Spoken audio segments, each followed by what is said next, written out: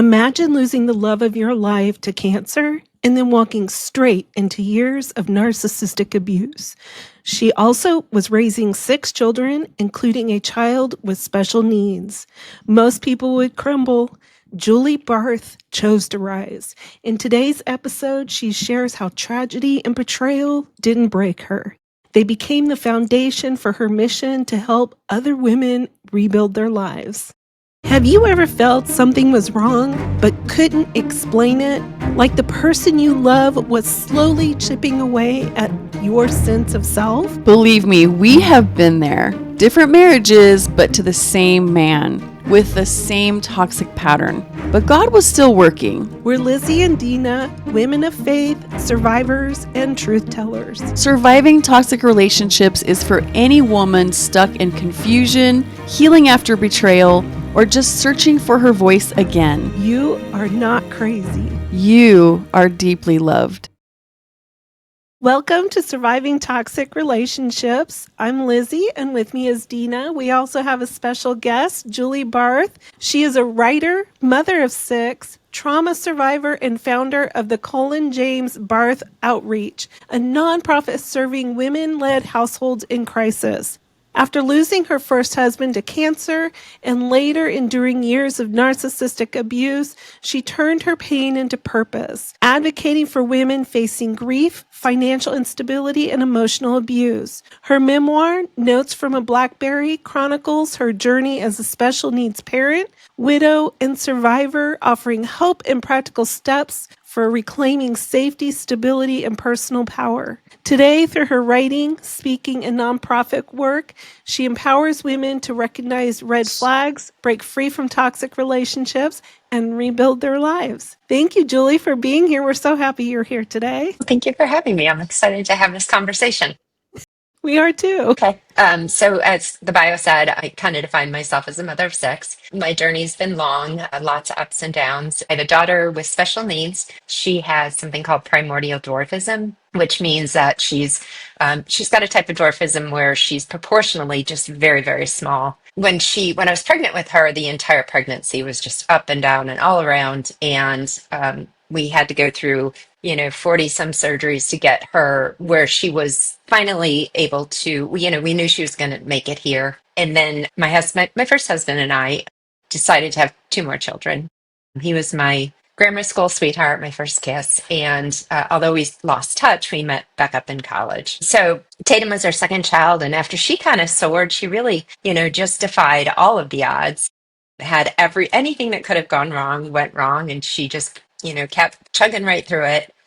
When our youngest was about 6 months, so we had a 6-month-old to a 10-year-old, and his name is Colin, and he wasn't feeling well. And where we usually were right on the same page, we just seemed to keep butting heads. And I could just notice that something was different about him. So we were having a huge party, and the whole community was supposed to come over. And I did, what any fantastic wife would do. I said, go figure it out.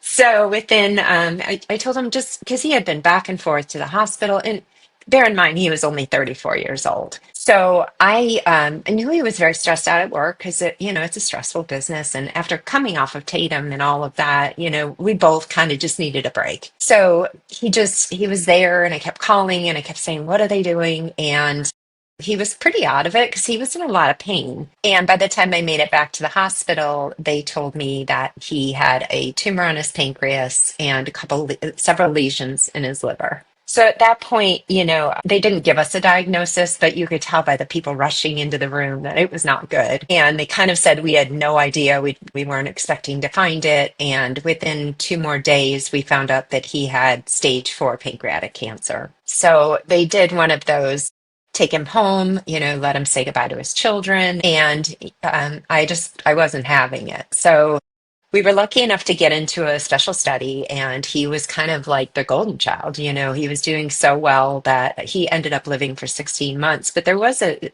period in like the very beginning where we really thought that he was going to be able to make it to surgery, which would have been a miracle. And unfortunately, he took some time off of chemo, and, who knows the timing and stuff. He wanted to go with my oldest son to his baseball tournament, Cooperstown, when he returned, it had spread. So he was quickly escorted out of the trial he was in.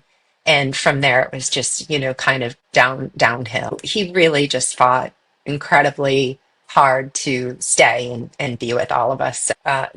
As you mentioned, my first book, Notes in the Blackberry, was written because I would go down to chemo with him, and he would have a really hard time if anyone even moved around. And that's the extent of, if anyone's ever known someone with pancreatic cancer. So I had a Blackberry, and I was just coming off of the craziness that was Tatum. I mean, like when I say everything that could have happened did happen, I was still kind of reeling from all of that and trying to process it. And I thought, well, I might as well make good use of my time. So I started just really chronicling everything that we had been through, where we had gotten to, and it necessarily just flowed into real time. I guess not at the time, I didn't really understand why I was doing it. I was just kind of, driven to do it. And I would email it back to myself and piece it together. So after he passed away in 2009, I left it on my computer, and obviously I was too grief stricken to really touch it. From there, right as everyone else was starting to grieve, I was almost at the point because I had been not only the 5 years with Tatum in and out of hospitals, traveling, the medical the surgeries. I had 16 months of watching him slip away every day. So when everyone else was just beginning to, feel the grief and the gravity of his loss, and like it was painstakingly taken from me daily, and I was kind of like, I have to move out of this. Like I have to move past it. And I really just I couldn't process what I was feeling. I just wanted to pack it away. I just wanted to run from it. It's just too painful. And I also didn't, we were fortunate enough to live in this wonderful town, and everybody came out and supported us, and financially, emotionally, everything. But, I found that I was almost like a beacon of sadness. And not that anyone made me feel that way, but when they saw me, I could feel the gravity of how everybody felt the loss, and the vulnerability of seeing someone in their 30s with 4 children go from having this life to losing their partner. So I had a gentleman who was working in my house, and he was 10 years younger than me. He was what I thought, at the time seemed to be a perfect fit for me. He didn't want to know how I was feeling. He wasn't, when everyone else was saying, Julie, slow down, take some time, regroup, grieve, process. I was like, nope, I'm all done with that. And so I think it was just ripe to, start a relationship with somebody. And I think I was under the impression that he cared. He just didn't want to push me. He just didn't want to make me uncomfortable. I thought it was for my benefit. And I thought, well, finally someone's giving me some breathing room. So the two of us kind of decided, let's start a new life together. I didn't want to be Julie Barth anymore. I just wanted to leave it all in the past and move on. So we did. And we moved cross country with my 4 children. Was on the mend. She was doing well. And, my oldest son was just about to start high school. So we moved up onto this mountaintop, and where it would have been, bliss for anyone else. We had a pool. We were literally built into the mountain. It was a beautiful home, very secluded. It was when I got there, it was almost like the bottom fell out, where once I didn't want to be asked questions. I didn't want anyone to care how I was feeling, because I didn't want to talk about it. I found out that I was all alone. I mean, just literally all alone. So we had my 5th child, and I would say about a year into moving there, Tatum, who's my special needs daughter, she had a lump that it just kept growing. She had gotten hit accidentally. My kids, my older son had bumped her in the chest while we were driving, and it didn't absorb back. I was told it was a hematoma. She came to me one day and she was just in tears. And I said, well, what's wrong? And she said, I just have this lump. And I was like, is it that bad? Because if I ever said, like, is it that bad? Do we need to go to the doctor? Because of her history, she'd be like, no, no, no, no. But she said yes. And then I knew something was really, really wrong. So I ended up, he was always vacationing, which he was on vacation for this too. I ended up taking her to the ER, and they removed it and told me it was a blood clot. And although I didn't believe it at the time, and you got to understand that anytime something happens with Tatum, it's never what's in front of me. And I have this intuition. And so when the surgeon said, oh, it was just a blood clot, I knew that it wasn't. But I think at the time I was like, okay, we're just going to go with that. And I can't be in this right now. So within, I think it almost took 4 months. It was New Year's Eve when they called and they said, you didn't come back for the surgical follow up. And I said, well, we don't, I was like, we don't go to those. Cause we could sit in hospitals for the rest of our lives. So I think I almost said, we're okay. And he said, well, he really wants you to come in. So he's going to wait for you until 3 o'clock tomorrow, which would have been New Year's Eve. And I hung up the phone and I was like, no surgeon is going to wait for, the mother of any mother to show up to give her a post-op, whatever it was. So I called back and I said, I need to know just my own, it is it cancer? And they said yes. So she was diagnosed with a rare form of connective tissue cancer, which the good news is that it's curable. The bad news is that they had to cut it out, and it led to another 8 surgeries, her right side torso removed, and her legs grafted. I think that was truly when I found out that I was all alone. I had left my family. I had left my friends. I had no support, and he was nowhere to be found. In fact, the whole scenario and situation was irritating to him. He was upset when I first initially told him to come home from vacation, like, why are you making me come home? And even years later would say, hey, I was on vacation with my dad. You could have done it on your own. There was no urgency for me to come home. And that was the attitude that I always got. So we ended up moving further south because I thought it was a house and I thought, well, if we move, everything will be better. And we ended up moving further south and having another child, and it didn't get any better. So we ended up separating and eventually divorcing. And when we did, he came for me. He painted me in all the ways that you wouldn't want to be painted. And I found out that there was a master plan that had been going on for probably half our marriage, where there was nothing but lies and hiding and cheating and all kinds of things that I hope I probably never will find out, if I want to be honest. It was enough to know that it was a very bad situation. And the good news is that I'm out. I have my 6 children. He does not have any rights to them. And, I leave the door open for them because I'm not going to make that decision as long as it's healthy, but it wasn't at the time. That's where the Colin James Barth Outreach came from, which is my organization.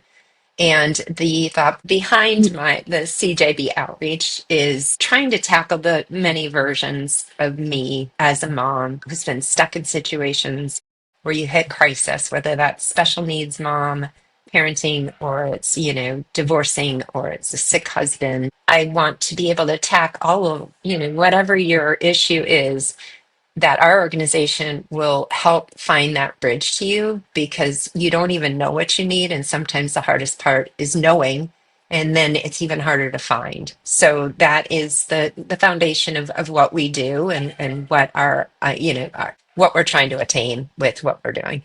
What a journey. It A has journey, been a though, journey. that has made you passionate to do something, because the pain and the trauma, all of this had impact on your life and those of your children.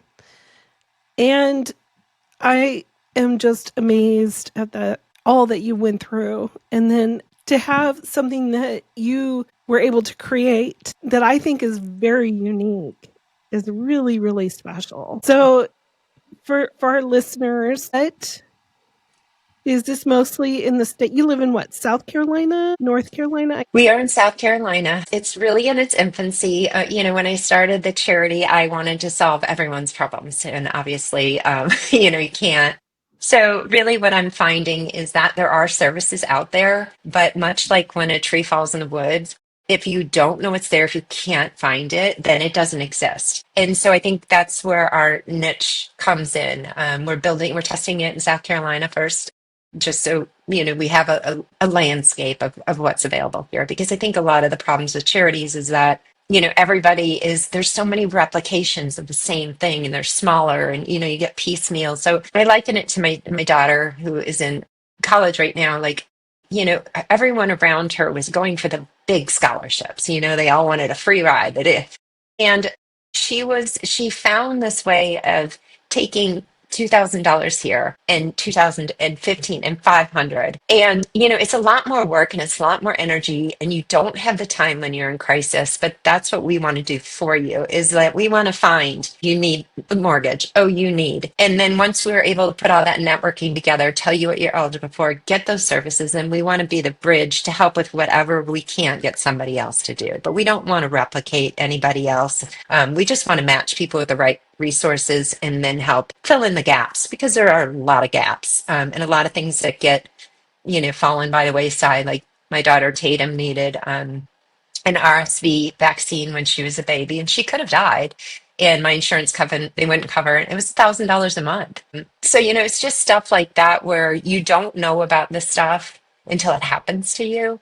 So we're trying to be that source that we'd like to know about this stuff when it happens to you so we can guide you. I love that. So are you working with like local, state and county agencies? Do you work with them in order to find those resources, or do you have like a private donors or both? We are building a network. The problem with the government, and I hate to say this, is that you really have to take a vow of poverty before they will help you with anything. It's like, oh, you have nothing? Okay, then we're here to help. And I think that's where a lot of the, if you slip into poverty, it is so hard to get yourself back up. So we're trying to stop you here so that we can help you soar and give you the resources and the path to find stability rather than you have nothing. Okay, well, we'd love to help now. So a lot of these smaller charities will provide things that you don't know about that you are eligible for. When the government, your eligibility, the window is so small. So we're approaching different, that we're just trying to create this network of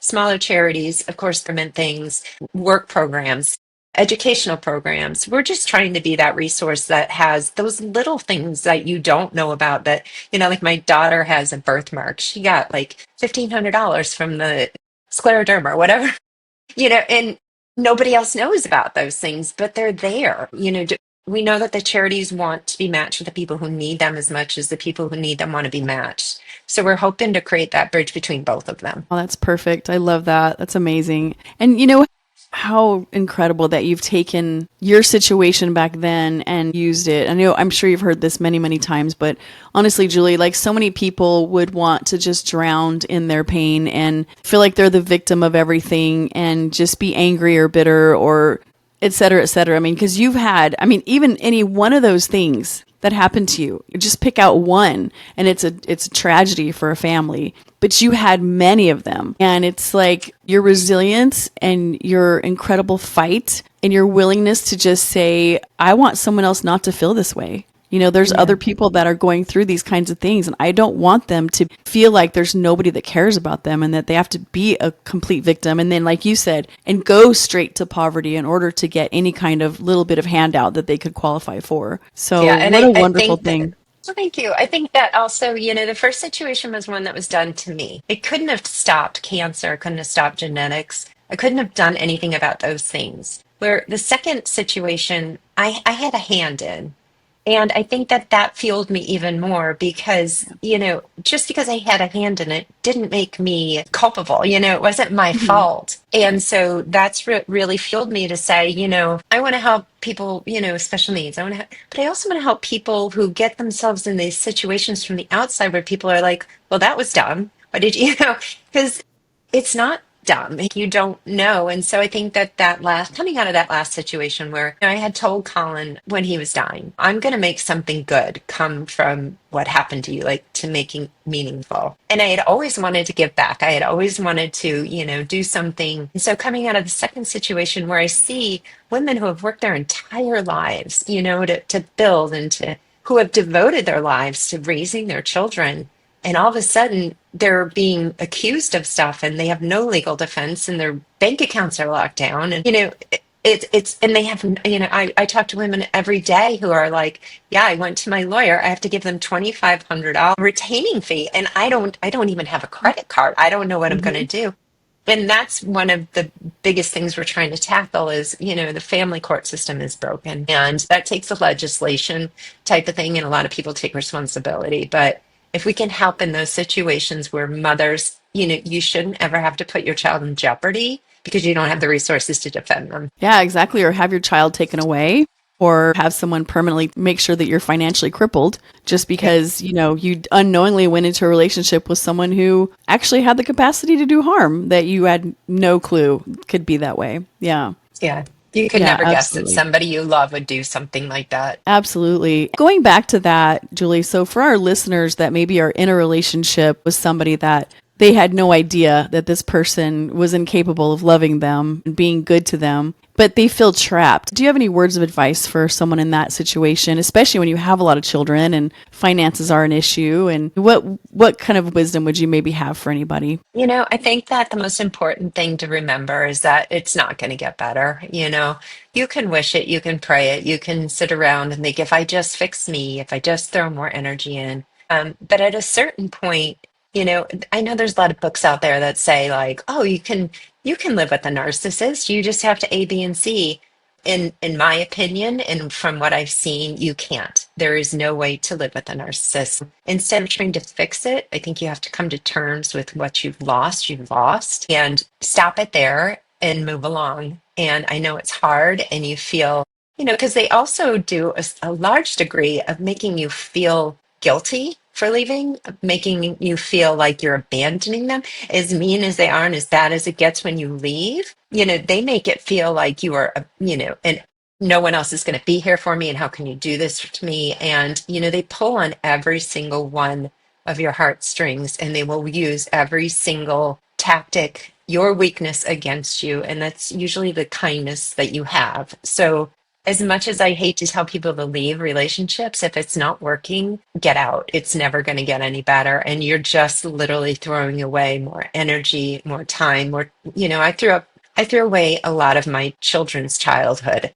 It was just a waste of energy. It was an energy suck. So if you continue to try and make something work and it doesn't, then you have to walk away, because you can't force something to work. Well said. And were there any signs that you saw that you finally said, oh, okay, this is not going to be fixable? Were there anything that jumped out at you that, you had to finally just throw in the towel because you realized it wasn't going to end? I think that right out the gate, people always ask me for these red flags, and I can give you red flags. Obviously, I'm not caring how I feel, although it was at a time that it was comforting. If they can say whatever they want to you, but if their actions do not follow what they say, and you continually feel confused, like I remember approaching an argument where I would be so kind and I would say, hey, can we just like talk about something? And it would automatically, like instantly flip, and I would be in tears and crying. And I was like, I literally just came to ask if I can use your car. Like, I don't know. And so if you are in a constant state of confusion, you find that there is a cycle to it, that you're good for a day. It is literally like clockwork. And if you see that, you recognize it, you're on a roller coaster, you have to get off the ride, because it will not stop. You'll just keep circling. And no matter how much you try and put a kink in the chain, if you keep finding yourself in the back in the same place, there's a reason they want you in that place. And I think that's one of the biggest things, is recognizing is one thing, acting is another. And I know it's hard, and I know you feel like you're going to lose everything, and you might lose a whole lot. But what I found is that the majority of the things that I lost, I didn't need to begin with. And they were the very things that were keeping me stuck in a relationship that I thought I needed. But the minute I got out of it and those things were gone, I realized they were the things that were weighing me down and keeping me there. Amazing. Yeah, that's amazing. I couldn't have said it better myself. That's absolutely perfect. Agreed. Percent. Yeah. I mean, it's hard to say. People are going to think I'm crazy. I'm going to lose friends. My family members are going to think I'm horrible. And I got a lot of, you're taking your children, you won't let them see them. And I was like, what are you doing? Painting me as this person that I'm not. And it's very hard not to want to sit and defend yourself and stay and say, this is not right. But at a certain point, you have to be okay enough to say, you know what, you can think what you want of me, but I have to live my life, and I only have one life to enjoy. And whatever is not bringing you joy, you have to walk away from, because it's not worth it. You're not going to do, even if they like you, how is that going to affect the way you feel about yourself? You have to love yourself and have enough, have enough concern to just say, I'm going to put me first. And I think as a woman, that's very hard to do, to say, I don't care if you don't like me.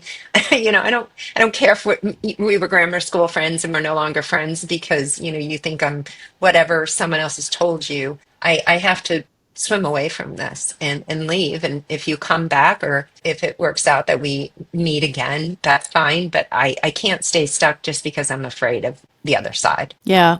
The repercussions of what people tell you and what they've judged you with and what their opinions are. Yeah. Yeah. Which is something I always thought about too. It's so silly. Now I look back now, I'm like, why did I even care what anybody thought? Nobody knew or understood the inside. Nobody Right. really understood the emotional and physical and mental toll that this has on you. They can't possibly know because they're just not there. All they see is possibly that charming person who cries wolf and acts like the victim and acts like you're doing something terrible because you're not running around talking bad about them. And they paint this picture. And a lot of times they'll paint that picture early on quietly so that when it does come time, when it's inevitable and it's time to separate, You don't even know. Yeah. you don't even know they've already painted this whole picture and all they have to do is just pull that last string and everybody's looking at you. But agreed. And, even my children that are adults now said to me, Mom, we knew a lot more than you thought we knew.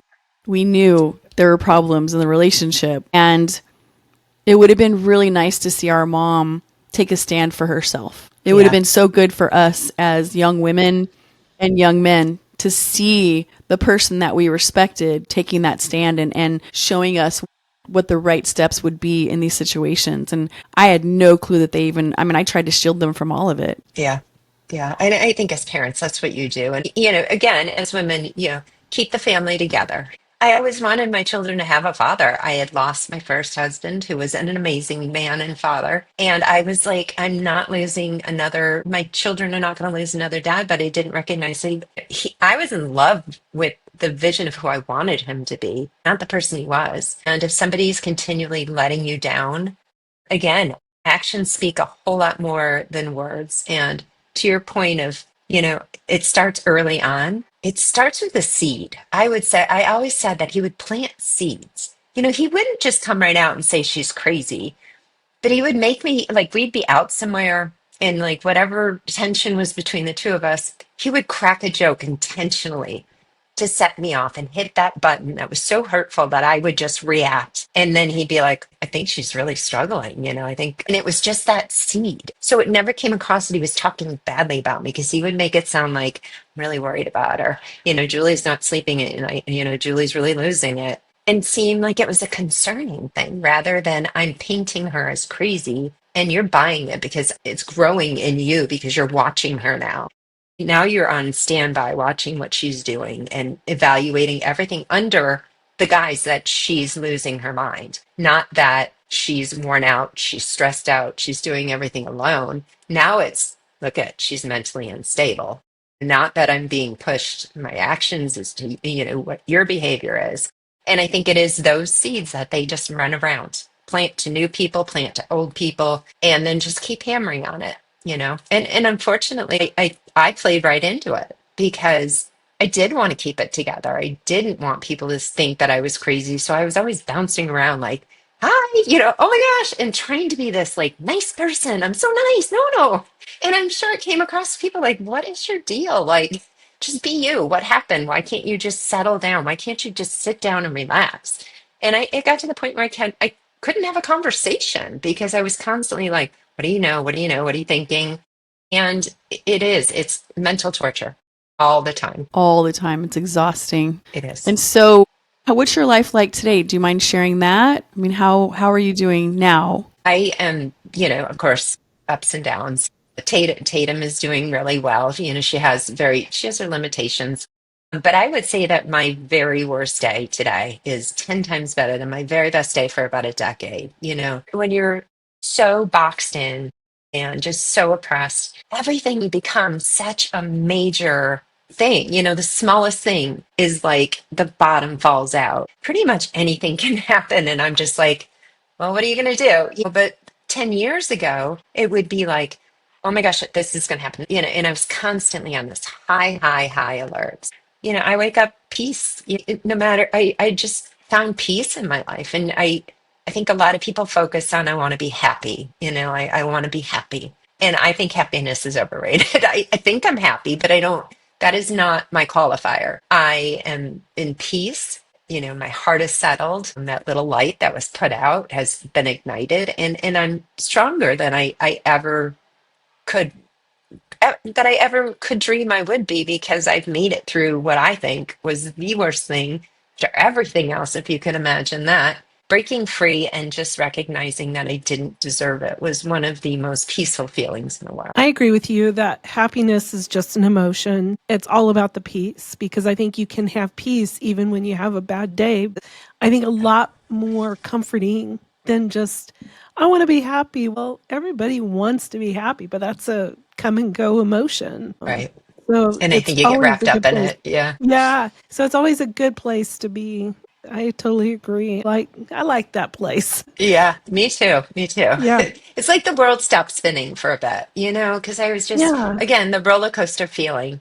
It's like I've gotten off the ride, I found a slushie, and I'm just like slurping it in the sunshine, And I Mhm. might watch other people go around and think, well, that looks exhausting, but I'm not doing it anymore. I'll just keep sucking my Slurpee. I don't know why I thought of that, but slushies are my That was a favorite. good So, one. No, it's a good one. Because I think of that as just, that's like one of those drinks you have when you just sit back on a hot day. yeah, And you do yeah, kind of just watch what's going on in front of you, kind of yeah, things. So, yeah. yeah. Not everything. I'm not holding up the world anymore, because Yeah. that's what it feels like. Yeah. Yeah, exactly. And that, I think that's also a sign of healing, Yeah, I think so too. true healing, deep healing. So, yeah, it's a place we all want to be for sure. Is there anything else you'd like to share with our listeners before we close? Well, I think you spoke about putting things, like when you go through something really, really difficult, and and the other end of it, you just want to like put it away, like I don't want to deal with it. I don't want to acknowledge it. I'm just going to move forward. And I'd like to spread just a little bit to people out there. Like, if we all took those experiences, and you don't have to start a charity, but if we all took those moments of really hard times and tried to make it a softer landing for those who come after us, I think the world would be a much more kind place. I think there'd be a lot more understanding in things. And if people stand up and tell their stories, as embarrassing as they might be, nobody wants to sit around and say, I was fooled, I was duped, and did a lot of dumb things. But hopefully, in saying that and coming forward and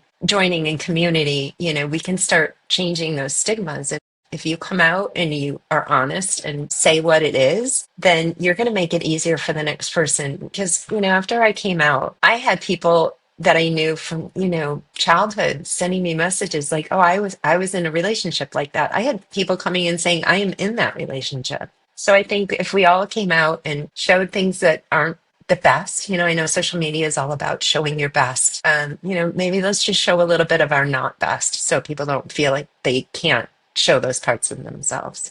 That was Julie. That was just perfect. That was an amazing way to end this entire session. Like, that It was was. beautiful, beautifully said, beautifully said. Thank you so much for all that you're doing. And please let us know how to help with links and anything we can put out there for your organization, so that people can give and give to those causes and help out. Because yeah, you don't really know until you've been there. But even if you haven't been there, you can only imagine that there's these people that just desperately Yeah. need even a little bit of help, just to Yeah, get and past that sometimes rough just spot. someone even like believing you is all you need. So our Yeah. website, you can actually go to my website, which is juliebarthauthor.com. And from there, there's tabs for Hope for number four, TAYT, which is Hope for Tate. And it's my daughter's a special needs daughter. She is a self-taught artist. So her art is available for sale, and a portion of the proceeds goes straight to fund the Mm. CJB outreach. There's a tab also on there for the CJB outreach, which gives information. You can go there directly, contact us if you want to get involved. We'd love it. If you need help, we're here. We're always trying to network with other organizations, or if you're a company that will, consider maybe hiring women remotely. Any way you want to get involved, we would love it. And again, even if you need a mentor or whatever you need, I'm the person that mans it. I would love to have this huge staff, but I don't.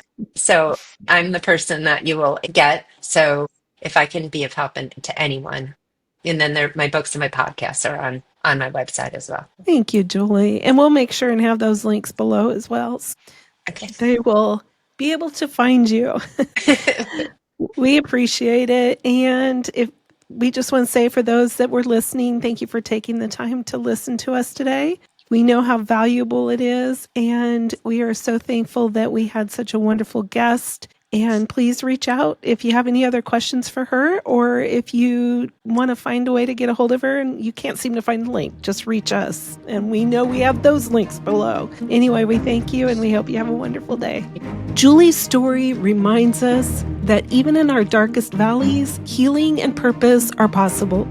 Whether you're navigating grief, toxic relationships, or the weight of single parenting, know this: you are not alone and your story isn't over. If her journey inspired you, share this episode with a friend who needs hope today.